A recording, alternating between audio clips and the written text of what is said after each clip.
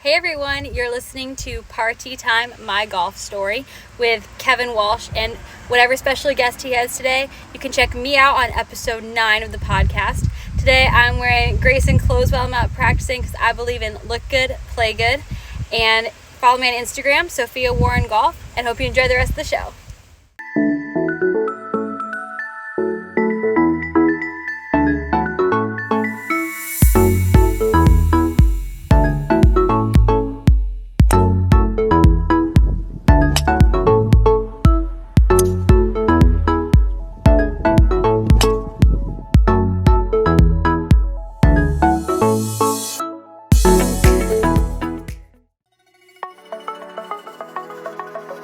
It's Party Time, My Golf Story, brought to you by Party Drinks. Classically designed golf drinks for golfers by golfers. And the golf real estate pros Gene Walsh and Vince Visacki. For your Southwest Florida real estate needs, check them out at suncoastdreams.com.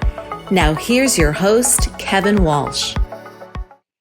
Hey, how's it going? Man, I am excited about this recording of the podcast. When we first started the podcast about a year ago, has it been that long? A year? Yeah, it really has been. Appreciate all the support. But there was one person that a lot of people, when I told them about the podcast, what our mission, what we wanted it to be, which was introducing people who are really chasing the dream more than anything around them. And we kind of hitched our wagon to the West Florida Golf Tour. Many pros in the Sarasota area say, you got to have Big Mike Visacki on. And I knew we had to have him on because I saw the viral video when he qualified for the Valspar Championship in 2021. You probably saw it too. If you haven't seen it, look it up on YouTube. It's readily available. But the long and short of it is the first PGA Tour event that Mike Visacki qualified for. After he got the ticket to play in the Valspar Championship, he called his dad and he broke down in tears. And his dad did as well. It is beyond beautiful. If you haven't seen it, look it up. A couple of things. The show continues to grow largely because people like you support it and you're telling people about it. You're sharing links of the podcast, which we appreciate greatly. Would you continue to do that? And if you haven't subscribed yet, would you please do that? Like the podcast and maybe leave some comments, because in the end, that matters to potential sponsors. I'm going to tell you about two of our sponsors in just a minute, but also it helps with the analytics for the numbers nerds at Google, YouTube, Spotify, all of that stuff. Big thanks to our title sponsors, Party Drinks. If you prefer an adult beverage on the golf course and you're tired of beer or you're tired of drinks that are named after a time of day or a crustacean, and let's face it, a lot of those hard seltzers suck, then Party's for you. Made with the finest of vodkas and rum.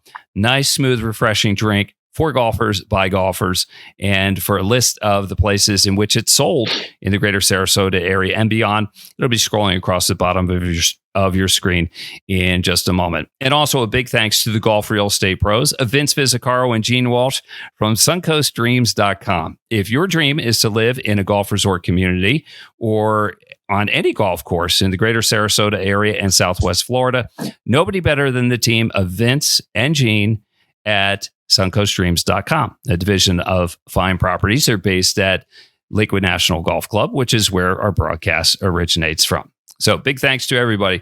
All right, let's bring in the man of the year. Mike, I've been trying to get you on for a long time. And, and finally, here we are. Lots of people said, you got to talk to Mike because he has interesting stories to tell. And not just golf itself, but first things first, the date of this, we are a day removed from Hurricane Helene. Yeah. How did you do? Is everything all right?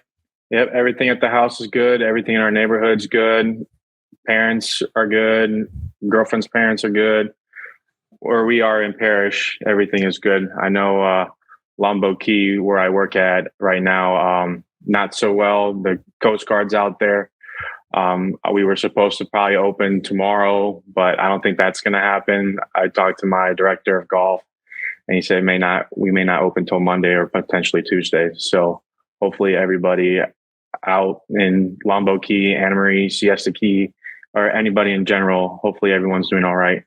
Yeah, that's what it's all about, being safe. And we're among the lucky ones. We're all safe here at Lakewood National. We had a couple trees come down torn screen on my house, but all things considered, we dodged the bullet on that one, and we're thankful for it. Now, Mike, just before we went on the air,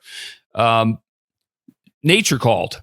And the dogs got involved. And I didn't know your love of dogs, how it came to be. But what happened? Put it in your words. I want to know everything. Yeah, just before, I went and got dinner real quick, and then I knew we were coming on the on live podcast. So I was like, I got to feed them, take them out, make sure that they're all taken care of, because, we don't want any accidents in the house.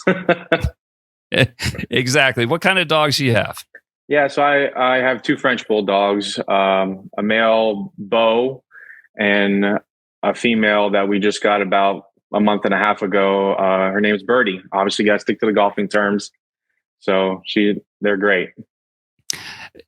French bulldogs. I mean, they're full of personality. I mean, is that right? Yeah. Oh, I mean, Beau will be by your side, but then he has 3 little spots on the couch that even if you're just laying there, he'll just lay in his little spot. And then now you have Birdie that will just snuggle you up until she has to go to bed, pretty much.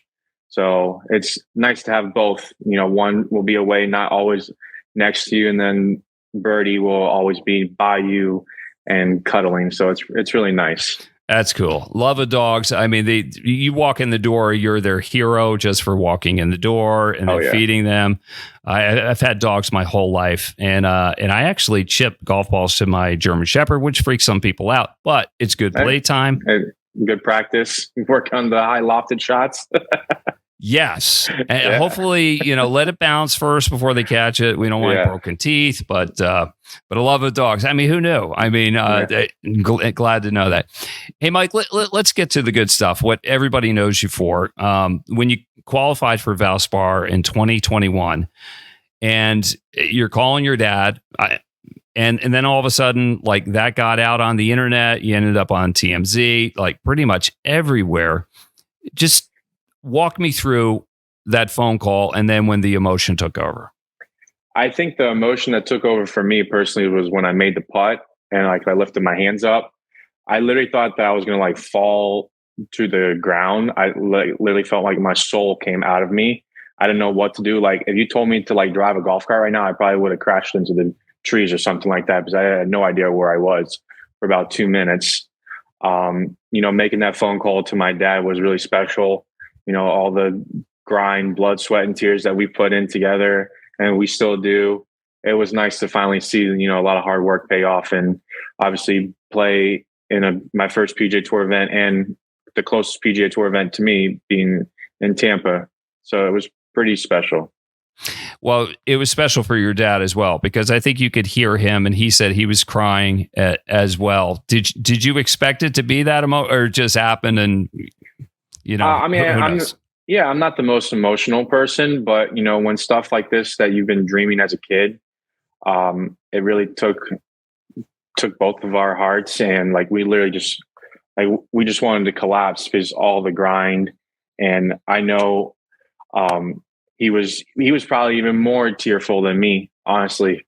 So I mean, even just me thinking about it, it just brings back so many great memories, and hopefully soon we can have more memories together.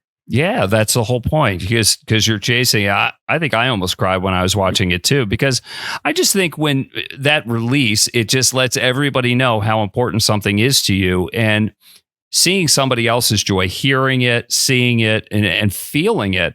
It just makes you joyful about life. We need more stuff like that. We need another video like that. We need you to Monday qualify. Monday qualify again. Yeah, absolutely. No, it's been kind of every time, in the last couple of years, I've seen any of my buddies that have Monday qualified, I reach out to them like, guys, take advantage of it. This is a special moment, and I know exactly what you're feeling, and it's a great feeling. But, after that, you got to step up and you got to start grinding and get ready for the tournament. Yeah, it's cool that you can share that with people, because the feeling. You can empathize. You've been there before. Take me back, Mike. Where does your golf journey start? You're a Sarasota native. Take me back to the old neighborhood. Describe the neighborhood. Give me a feel for the street you grew up on. Street that I grew up on, wasn't really a lot of kids on my street. I was, we were off of Fruitville in Sarasota, close to downtown. And it was more so, when I was super young, I was a bowler, tennis player, not really much into golf. Had I picked up a golf club and hit some shots? Yes. But my first true love was bowling. I mean, I was a really, really good bowler when I was young. And then I kind of got away from it. And then my dad, I was having a tennis lesson one time, and my dad saw this couple at Bobby Jones, and he saw the husband hit 6 T-balls in the water. And goes, you know what, I can do that. And then ever since my 8th birthday, I said, I'll go and golf with you. And ever since then, about 6 months later, I started competing. So almost 22, 23 years of playing competitive golf. Right. And you turned pro in 2014. How old were you then? Yeah. So I turned professional about 3 weeks before my 21st birthday. So actually in 3 weeks is going to be 10 years. Time flies. Yeah, I'll say. And what was the tipping point? Or was it always there? Or it was just a matter of time? Yeah, I always knew I wanted to be professional. Did I start off hot as a professional? Absolutely not. I didn't win my first professional tournament until almost 2.5 years into pro golf. I remember I birdied my first hole as a professional. It was the RSM Monday Qualifier, and birdied the first hole and ended up shooting 75. So I was like, this is not a hot start, but I know if I ever hang it up or whenever, I can always say I birdied my first hole as a professional. Yeah, that's cool. Mike Visacki is our guest. He is a professional golfer, plays on the West Florida Golf Tour, plays a lot of tours. He has been around. He was the champion of the 2022 Waterloo Classic in Iowa, which was a big payday, and we're going to get into that. We'll also talk about his relationship with Justin Thomas as well, and a helpful hand that JT provided at a time that it was probably really needed. But Mike, when did you know you were good? I mean, you strike me as a good athlete. You said you were a good bowler. How good of a bowler were you? When I was, 8, 9, 10, I could probably average about 210, 205. Holy smokes. Yeah. I didn't have any 300 games, but I could consistently get over 200 as a 9-year-old, 8-year-old. Definitely. I just actually a couple months ago, just got into my first bowling league for the first time. I'm bowling every Wednesday now, 3 games, just to get the itch out. I'm bowling with a couple of buddies of mine, and it's nice, because I went probably 15 years without touching a bowling ball, and it's it's like riding a bike for the first time after not. So after 2 or 3 rounds, I just felt it. It was right in the slot, little hook spin and strikes. It's great. Still got it, huh? Still got it. Yep. I am right now averaging right around 200. My best game so far this year has been like 235. So not too bad. That's pretty good. I mean, that's something worth doing. But it sounds like the time with your buddies is probably as much fun as the competition is. Oh yeah. Well, we're in a very competitive league. Like I'm like a 20 handicap. I think like the scratch is 235 or 230. I don't really understand the numbers of it. I just chuck it and try to hit a strike every time. I think there's like 20 people that are averaging over 200 in this league. So it's a very competitive league. Ah, that's cool. You talked about jumping into the pro scene and how it sounds like it was something of a wake-up call because you didn't have success early on, but you found success. You've won about 50 times professionally. What was the tipping point? When did you get over the hump and you're like, I can do this? And did you feel like you caught fire at some point? So I will say I started playing a lot better Just right around 2 years into professional golf. I was heading into Q school in 2016. I was playing really well. The golf course I was working at, Serenoa, I played 7 straight rounds, and then my highest score was 66, I want to say, for 7 straight rounds. So I was like, okay, here we go.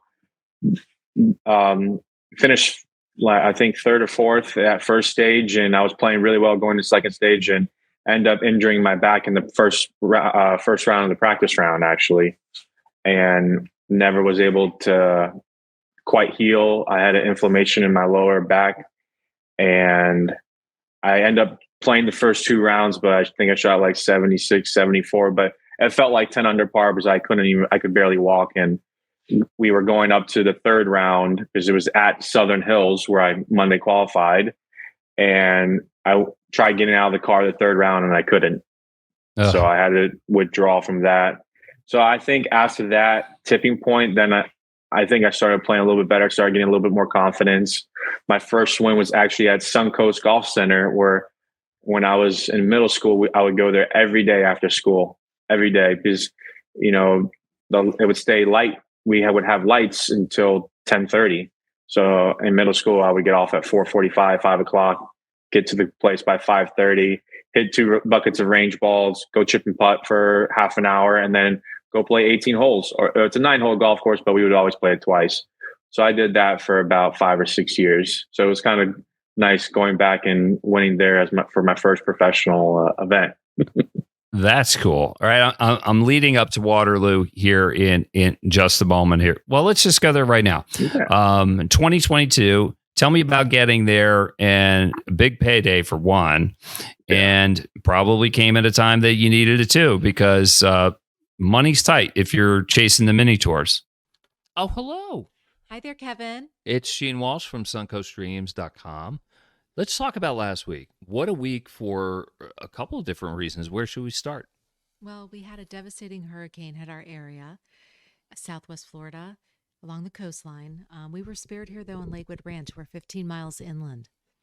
And my heart goes out to all the people out there that have damage and are suffering. We had a little damage at our house. A screen was repaired by some really good neighbors. Yes. Thank you, Don. Barb and Howard. And for that, you know what I'm going to do? I'm going to bring them some party. Maybe some golf balls too. And a lot of that. We're so lucky to live here. And we're lucky that we're inland, but also because of the design of Lakewood National Golf Club, we don't have the same problems that other people have with flooding. Why not? We're not in a flood zone, and Lakewood National is part of Lakewood Ranch, which is a master plan community. And because of the master planning that went into our area, they're able to do engineering underground and pull water from the ponds, and it gets funneled into a hidden river, which is the beauty of our area. So we really, really fared well in a lot of the storms with flooding. Do you think that's the reason why, despite the hurricane, you sold homes while the hurricane was going on? Yes, Hurricane Day, we had a home sale. So that was exciting because we were scared because of the storm and the tornado warnings, but at the same time, we had some good news. Yeah, okay. You got any good news about a new place that maybe would fit somebody perfectly? I do. Somebody who's a snowbird or somebody in the area that's looking for 2 bedrooms and a den, 2 baths, 1-car garage. This is a beautiful condominium, and it's located perfectly in between the Piper course and the Commander course. Hole number 1 and hole number 9, and it has a gorgeous view of the water, and then it backs up to the driving range area. Yeah, and the walk to the pool and the amenities is not too far away. Not too far. Yeah, that's cool. Let's take a look.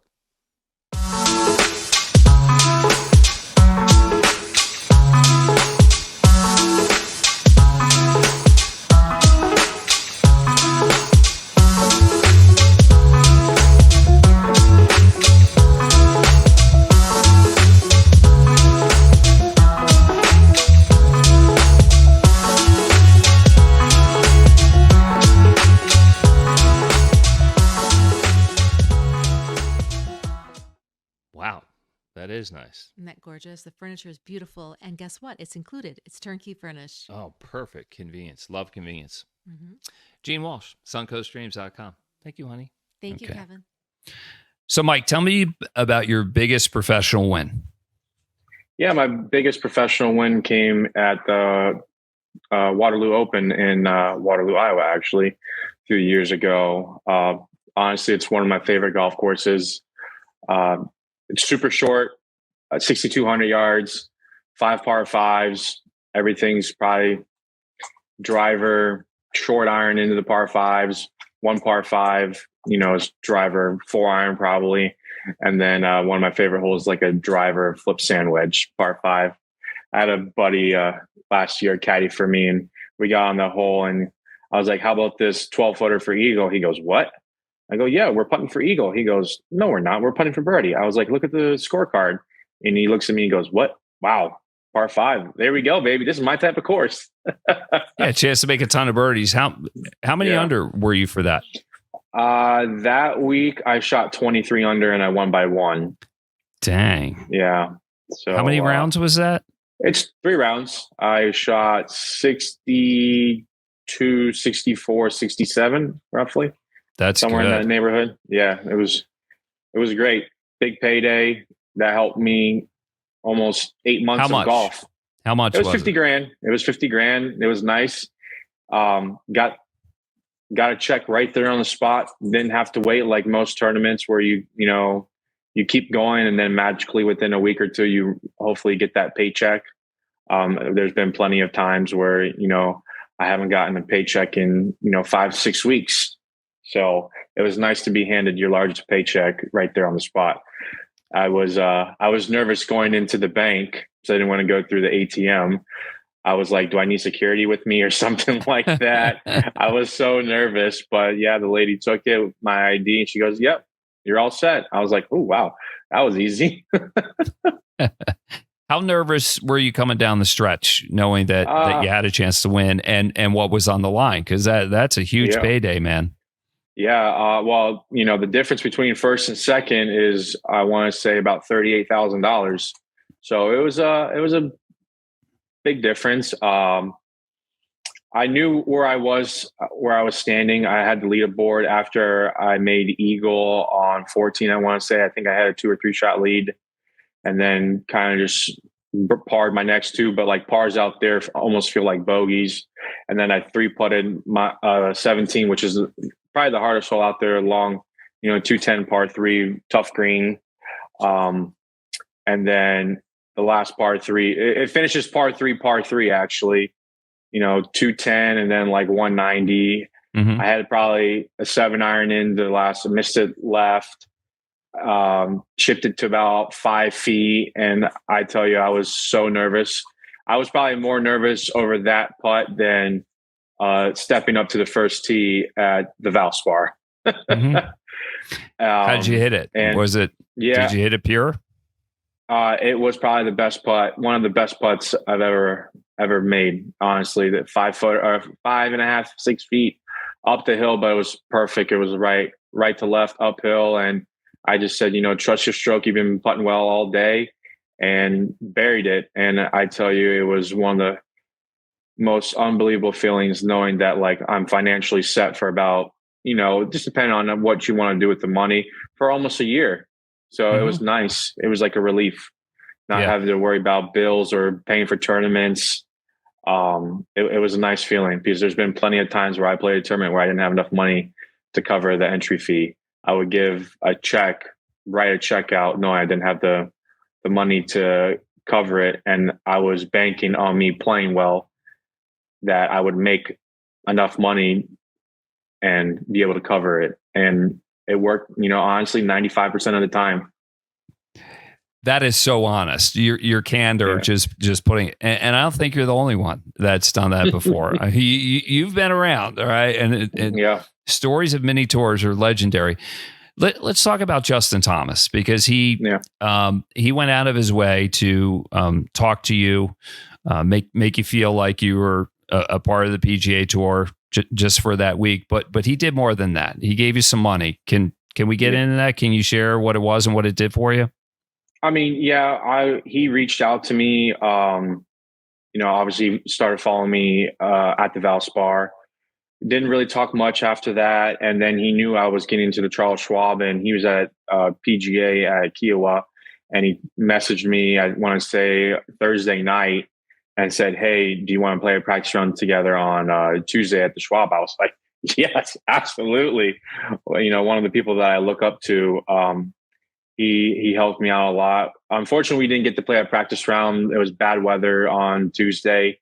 But we end up seeing each other. We kind of roughly had the same tee times, but on opposite sides. So he was like one tee time ahead of me, but he was on 10 and I would be on 1, and then vice versa the next day. So we were all roughly, within a tee time or 2 of each other. So I got to see him warm up, practice, same vice versa. And then he ended up helping me out after I knew I missed the cut after the second day. And I wasn't expecting anything. He was just a really great person, and he shook my hand, and I felt something, and I almost wanted to, cry right there on the spot.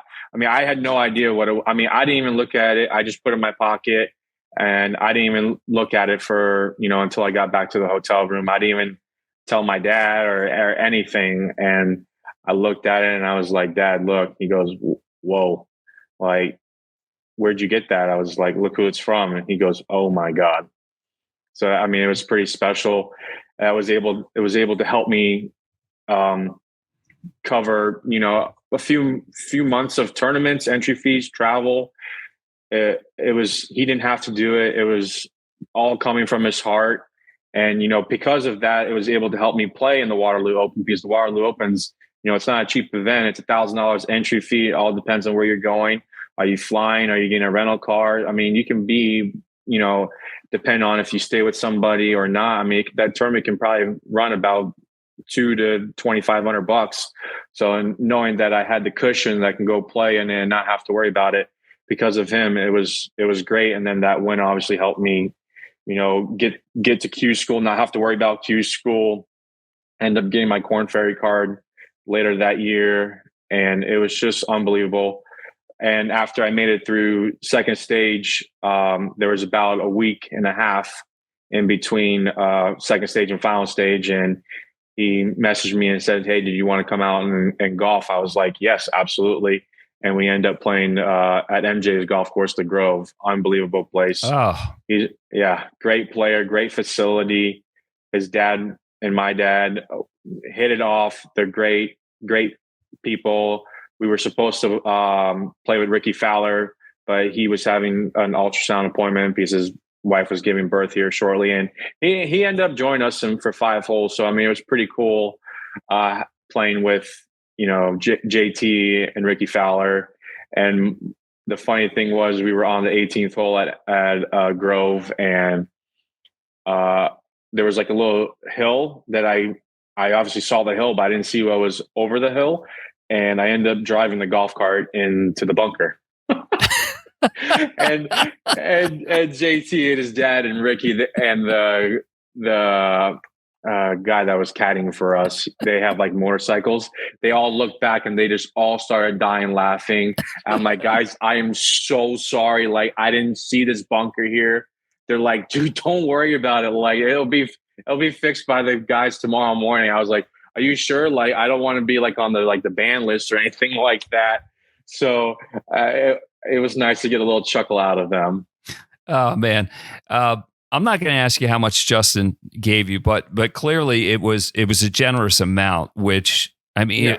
if you don't get that check from him, you wouldn't have gone to Waterloo. Was money that tight? Money is always tight in mini tour life, no matter really how much you like. If you don't win in mini tours, you're not making hardly anything. Even sometimes second place, you only like double your entry fee back, and it all depends on where you're coming from.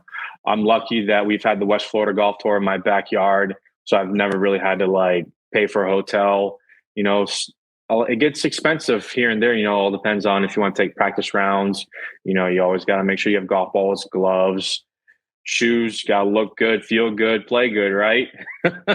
So it adds up a lot, and him being able to help me out, I wouldn't have had to rely on, good finishes leading up to Waterloo, I knew I was going to play Waterloo because of the generous check that he gave me. Yeah, so, you had the financial security that freed you up mentally, and then you could really just play. Just go out and play the golf you want to play. There's a big difference between knowing that you have to do it and versus knowing that you have it and you can just kind of like free ball and just go out and fire at pins and know like, okay, like there's no difference of like 10th place and 8th place. Like, I know I'm good. I'm trying to win because I know I have it. And it's a relief, honestly, knowing when you have the financial backing and when you don't. Like the last thing, because I've done it, you know, at least 100 times where I didn't have obviously enough money in the account, but I knew that my game was good, that it was super stressful, but knowing that I had to play well, that kind of helped me and made pressure a little bit easier because I knew I only had one goal, and that was to try to go out and win every single time, fire at flag sticks. And obviously that's what we have to do in mini tour golf.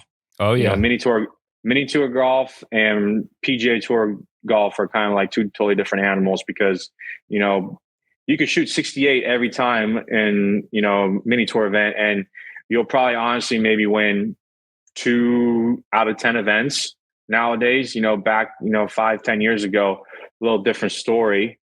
But, you know, if you shoot 68 on the PGA Tour, you're probably going to be winning, you know, if you average 4 under around, that's 16 under. I mean, you're probably the best player in the world, you're probably winning 1 or 2 majors, and you're probably winning all the hard golf courses. So there's obviously a big difference. In mini tour golf, we know we have to fire at every flagstick. And I mean, obviously the rough is not as long around the greens. But you just got to go on birdie benches and and run the table. Sometimes, I mean, you know, when you set up for like a 1-day event, you know that you need at least shoot 6 to 7 under par to give yourself a chance. I mean, there's been plenty of times where I shot in 65 and I've lost. And then there's been times I've shot in 69 and I've won. So obviously, depending on course conditions where we're playing, you know, there's a couple golf courses where, you know, it's wide open and you just know 5 under is going to be what barely cashes. Right. You got to go balls to the wall. I mean, that's the only way about it. Mike Visacki, professional golfer on the West Florida Golf Tour, played the Corn Ferry Tour in 2022, won the Waterloo Open in 2022, as well as our guest here on Party Time. My golf story brought to you by Party Drinks. If you're looking for a drink alternative on the golf course and you're tired of crappy seltzers and beer, try Party. Try Transfusion, our #1 seller. And for a list of the golf courses in which it's sold and some other places, scrolling across the bottom of your screen right now. And if it's not available at the golf course you play at, talk to somebody, say, we need Party here. And a big thanks to the golf real estate pros of Gene Walsh and Vince Visacki from suncoastdreams.com. If your dream is to live on a golf course in Southwest Florida, especially around the Sarasota area, nobody better to help you out with that than Vince and Gene, suncoastdreams.com. Mike, what is the lowest round of golf you've ever played? Take me there. Describe it for me. Yeah, I remember the date clearly. It was May 4th, 2017. Like I always say, may the 4th be with you, Star Wars edition. I shot 59 at Eagles Dunes in Sorrento, Florida. So it's about 45 minutes west of Orlando, kind of middle of nowhere-ish. I had played there a couple times prior on the Moonlight Golf Tour, and I was, you know, going to the bathroom before I was getting ready to tee off, and they had the course record there at, I want to say 62 or 61. And the couple times that I played, I shot like 65, 66. And I was like, man, I feel like I can do that. And I just got off to a hot start. I shot 7 under on the front. I chipped in for birdie on 10. And then I got the most unlucky break on 11. It was a short par 3. I came up a little short, chipped it, hit the flagstick, and actually like just came out and like stayed on the lip. So that was kind of heartbreaking. But then I birdied the next 3 holes, made a par on 15, and then I made back-to-back like 20 footers on 16 and 17. So I roughly know that I'm 13 under par. I'm already at 59. I'm thinking 58, possibly 57, because I have a par 5 in front of me, and I absolutely stripe a drive. It was so weird because that week, my 2-iron, the back of the head, the epoxy came out, and I was waiting for it to get re-glued. And so I had was working that week, and I found a extra stiff hybrid shaft or club, Adams, in like the locker room of Sarah Noah. And I was like, oh, well, I'll just take this while my golf club is being redone. And obviously didn't think anything of it. And it was not a good shot from, whatever it was, 220, end up in the bunker, almost plugged it. Didn't have a really good lie, got on the green, had like 30 feet for 58, lipped out, and kind of a little disappointed, but you know what? 59 is 59. And that wasn't even the highlight of the day, honestly. Wait a minute. What can top a 59? Me and my caddy, we went to a Rays game after that. We had planned to go to the Rays game anyway, not just like right there on the at the moment, but we were like, oh, let's go to the Rays game. So we went to the Rays game on whatever day it was, like a Thursday. So there was hardly anybody there. And, I think I want to say either the third or fourth inning, I want to say his name was Tim Beckham, hit a home run. He caught, we all stood up. It was coming right at us. He just one-handed, boom, just like this, looked at it. We did a little dance like, woo. And wait a minute, he barehanded it? Oh yeah, he just barehanded it, boom, just like this. And you go, dang. I was like, then that was like, well, he used to play baseball as a kid, and I want to say he was I mean, it was unbelievable. I mean, he didn't even move. It was just boom, right there. We stood up. We were in the first row, and it was so funny. I don't know if he got the ball signed or not, but we get home. Obviously, it was super late. I want to say like 12 o'clock. And he sends me a video of us or of us on Sports Center Top 10. Just because he did a little dance because we caught the home run ball. So it was kind of cool, for, I want to say, 4 years he had that on me. Like, yeah, Mike, you shot 59.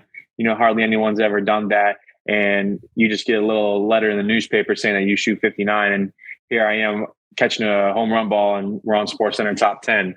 So up until the Valspar, he had me for a while. And then once everything with Valspar, then I trumped him finally. So he's like, you are now the king. That is cool. That is cool. Mike, we're winding it down here. Tell me, how long will you chase it? Hey, you define the dream for me. Tell me what the dream is and how long you can go this, because you're very articulate about how tough it can be. I know you're working some other jobs to keep the dream alive. You're working at a golf course at Longboat Key, but how long will you chase it, man? Yeah, I'm going to try to chase it as long as I can, honestly, unless, something bad happens. I mean, I really gave myself until, I was 35, maybe 36. Obviously, it all depends on how healthy I stay. I've had a lot of back injuries over the course of 10 years, but, I get a little spaz probably twice a year where I have to take like a couple weeks off. But then after that, I feel really good. But I'm hoping, now that season and wintertime is coming back, to start picking up the tournaments, continue to play. I mean, working at Longboat, it's been awesome. The members are great. It's paradise, honestly. Golf course, we have 45 holes out there, 2 golf courses. I think in the middle of summer, the slowest green speed I saw was 11.5, I want to say, roughly.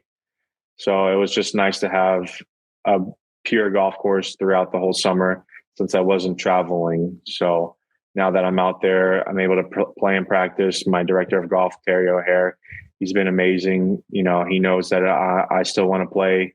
And he'll give me the time off when I need. And now that I'm in the program, we've played a couple tournaments together. So it's nice that he knows that this is really what I want to do. But I'm going to continue to play and chase it until I can't no more, honestly. Yeah. Well, Mike, I wish you nothing but the best, and I hope it all works out for you because you're a great storyteller. I mean, just the detail, the level of detail. I feel like I'm there when you're telling the stories, and just your honesty and your candor in making yourself vulnerable, like with your emotions, with the financial side of things, what people have done for you, because it really does take a team effort. And dreams got to be really strong, but you got to have the burn. And I know you got it, man. So let's make some more Monday qualifiers. Let's get on the big tours, and then absolutely, we got a couple more events coming up the end of the year. Hopefully, play well in those and start going and doing Monday qualifying for the PGA Tour here at the start of next year. So. Yep. We got to get this BMV train rolling, baby. Yeah, you do. Sounds great. Hey, Mike, many thanks to you and many thanks to our sponsors, Party Drinks. If you're looking for a drink alternative on the golf course, try Party. And if your dream is to live in a golf resort community similar to Lakewood National Golf Club in the greater Sarasota area, contact the real estate pros at suncoastdreams.com. Gene Walsh and Vince Visacki, they got you all taken care of. For Mike Visacki, I'm Kevin Walsh. We'll see you again next time on Party Time, My Golf Story. Thank you, Kevin. Appreciate it.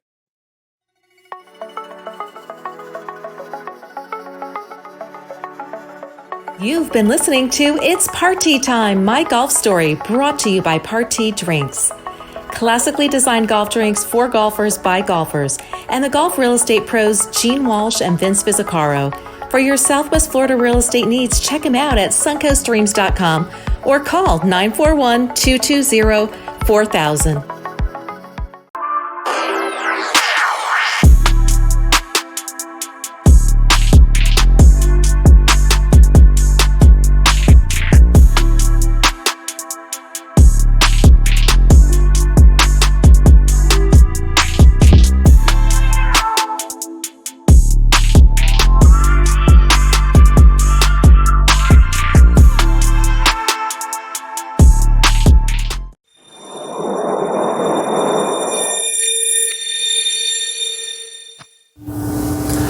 This is Vince Visacki and Gene Walsh with the suncoastdreams.com real estate team at Vying Properties. We've helped hundreds of families find their dream homes in golf and resort communities in Lakewood Ranch, Bradenton, Sarasota, Parrish, Venice, and the surrounding areas.